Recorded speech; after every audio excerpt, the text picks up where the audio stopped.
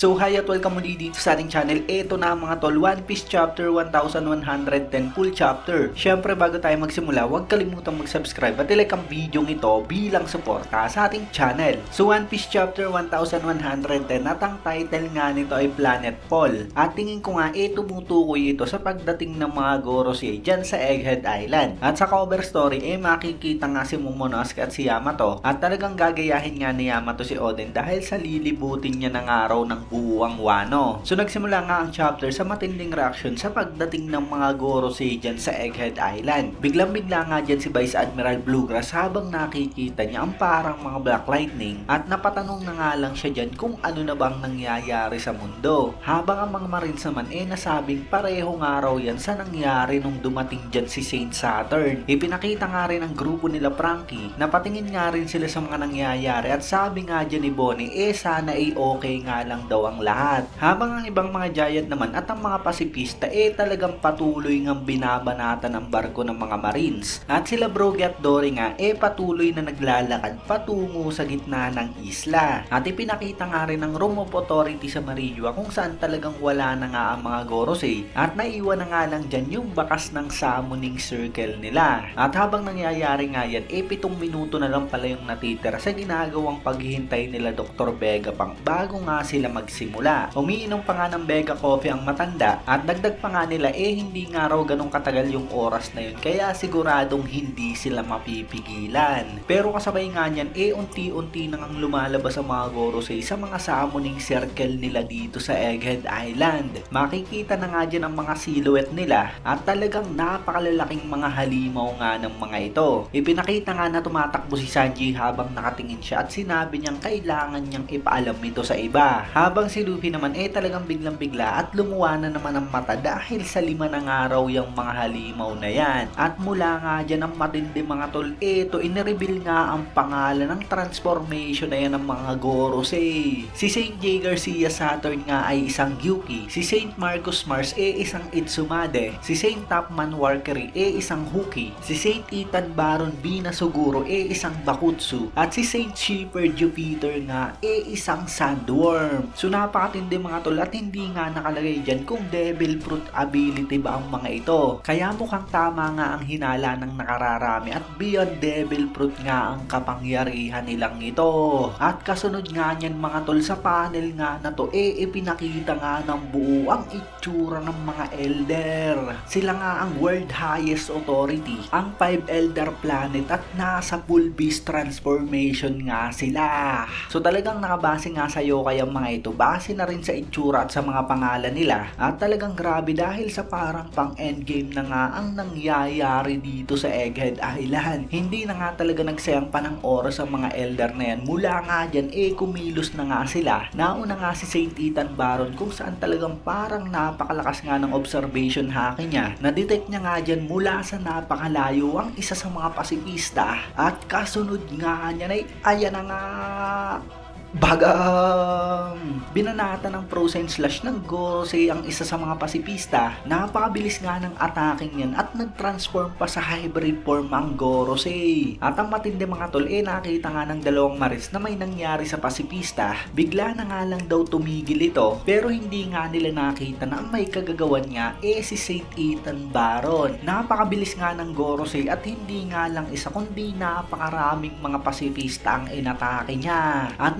report na nga lang dyan ng mga Marines na meron nga raw malaking kabayo ang lumibot dyan sa coastline. Tumigil na nga raw ang mga pasipista sa area nila. Meron na nga raw mga isla siyang mga ito at partially na-frozen. At in-announce nga dyan sa mga Marines na pag-freeze nga raw sa neural circuit ng mga pasipista temporarily na paralyze nga ang mga ito. Tuwang-tuwa nga dyan ang mga Marines, mukhang may tumulong daw sa kanila at talagang solve na nga raw ang problema nila. At sabi naman ni Vice Admiral Doberman chance na nga raw nila ito para tapusin si Bonnie. Papunta nga raw ito sa Northeast Coast kasama ang mga Straw Hat. Kalahati nga raw ng mga pasipista napigilan na. At kung sino man daw ang may kagagawa nun siguradong kakampi nila. At si Sanji naman tinatawagan na nga ang lahat habang nakikita niya dyan na lumilipad na nga ang napakalaking ibon pataas. Hindi niya na nga raw ma-explain kung ano ba ang nangyayari dyan sa baba pero hindi na nga raw nila kailangang magsayang pa ng oras at kailangan na nga raw umalis agad ng mga ito. ito. At mula nga dyan sa panel nga na to, ipinakitang nandyan na nga sa taas si St. Marcus Mars at aatakihin niya na nga ang Labo Face. At dagdag pa nga ni Sanji, mag-focus na nga lang daw yang sila Nami sa pagtakas. Ang isang literal na halimaw nga raw, lumipad na pataas at kailangan ng araw nilang tumakbo. At kasunod nga niyan, sinugod na ni St. Marcus Mars ang Labo Face at isang napakatinding pagsabog ang nangyari dyan sa barrier. So hindi ko nga sigurado, pero kung sakali man na nagawa nga makapasok ng Gorosei dyan sa barrier, siguradong nasa matinding kapahamakan nga sila Nami dyan sa taas. Kung maalala nyo, lumabas at pumasok nga si Luffy sa barrier na yan. Kinaya nga talaga ng katawan niya, at nung time na sinipa nga ni Kizaru si Bonnie, tumama nga rin ito sa barrier. Nakalusot nga rin siya at nahulog nga rin ito pababa. Kaya malaki nga yung chance na nagawa nga makalusot ni St. Marcus Mars dyan sa barrier sa Labo Face. Anyway, dito nga talagang patuloy nang sa pag-atake si St. Ethan Baron sa mga pasipista at talagang dinadaanan niya nga lang ang mga ito. Talagang similar nga lang ang tama ng mga pasipista, kaya alam na alam niya nga kung nasaan mismo ang circuit ng mga ito. At maaaring dahil nga yan sa napakatinding observation hacking niya. Ipinakitang patuloy namang binabanatan ng mga galamay ni Saturn yang si Luffy. Umiilag nga lang siya dyan, pero mula nga dyan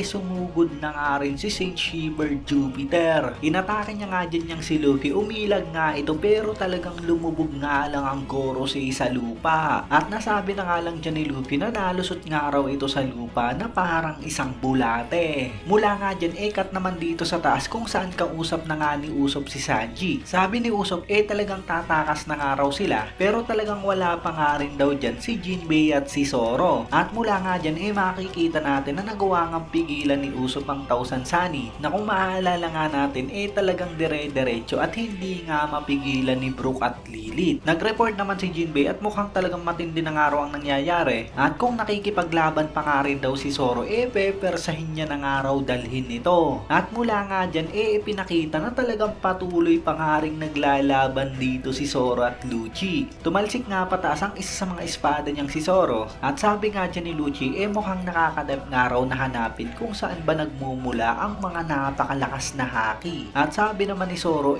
kung saan nga raw galing ito. Nakita na nga sila ni Jinbei at sinabi nga nito na naglalaban pa nga rin ang dalawa. At sabi nga dyan ni Sanji, si Jinbei na nga lang daw ang bahala. Yang si Mushed nga raw talagang nilalagay sa peligro ang lahat at talagang pabigat nga raw ito. Mula nga dyan narinig nga ni Zoro ang mga sinabi ni Sanji. Mukhang talagang gigil na nga siya dyan. Habang etong si Lucci naman umatake na nga ng spotted handgun. Napakabilis nga lang iniilagan ni Zoro ang mga ataking yan. Sabay salo niya nga dyan sa espada niya at kasunod nga niyan ayan na nga baga.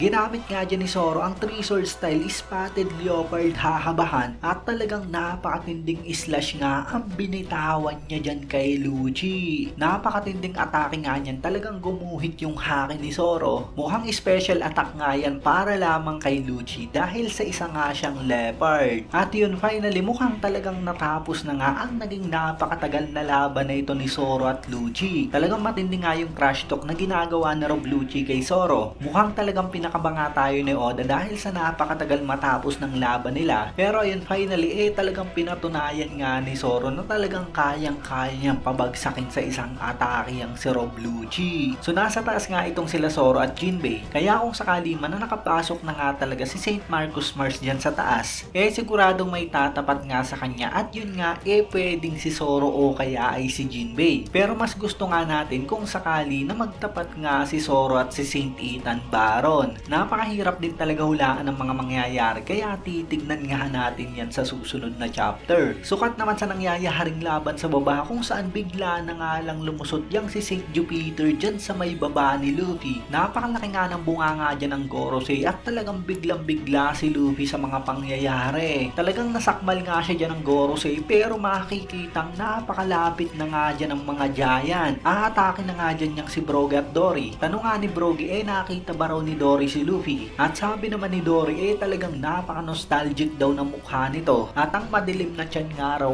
talagang walang puwang para kay Luffy. At kasunod nga niya na, ayan na nga Bagang! Binanatin nga ng sabay ni Brogy at Dora ang Gorosei. Ginamit nga nilang attacking Child of Sowing Sun. Putol nga ang ulo nito at mula nga dyan, nakalabas nga yang si Luffy. Tuwang-tuwa nga siya dyan at nasabi niya na muntik na nga raw siya doon. At talagang nasorpresa nga rin siya dahil sa nandyan palang dalawang giant. Tuwang-tuwa nga si Brogy at sinabing napakatagal nga raw nilang hindi nakita yang si Straw Hat. At sabi naman ni Dory, nagpunta nga raw sila para makita yang si Luffy. At hindi na nga raw nila matiis na maghintay pa. So napakaganda na naman nga ng entrance ng dalawang giant at natulungan na naman nga nila si Luffy. Naputol nga ang ulo ni Saint Jupiter pero siguradong babalik nga lang ito dahil sa mga ability nila. Maring konektado nga talaga kay Im-sama ang kapangyarihan na ito ng mga Gorosei at hindi nga Devil Fruit ability. Sa tingin ko nga talagang kailangan gawin nila Luffy ang tumakas dahil sa talagang parang useless nga kung lalabanan nila ang mga Gorosei na to. Tapos hindi naman nila magagawang matalo dahil sa nagre-regenerate nga lang. Pero siguradong hindi nga basta-basta papayag ang mga Gorosei na makatakas sa mga Straw Hat. Kaya siguradong kahit papano magpatuloy nga ng ilang chapter ang laban dito sa Egghead Island bago totally makatakas sila Luffy. Pero yun nga, napakagaling nga ni Oda at talagang napaka-unpredictable ang mga mangyayari dito sa One Piece. So yun, let me know na lamang sa comment section below kung ano ba ang reaction nyo sa chapter na to. Talagang patindi nga ng patindi ang mga pangyayari. At syempre kung nagustuhan mo nga ang video natin, huwag mo sana kalimutan mag-iwan ng like dahil napakalaking tulong na yan para sa ating channel. Maraming salamat sa inyong panunod at mag-iingat kayo palagi.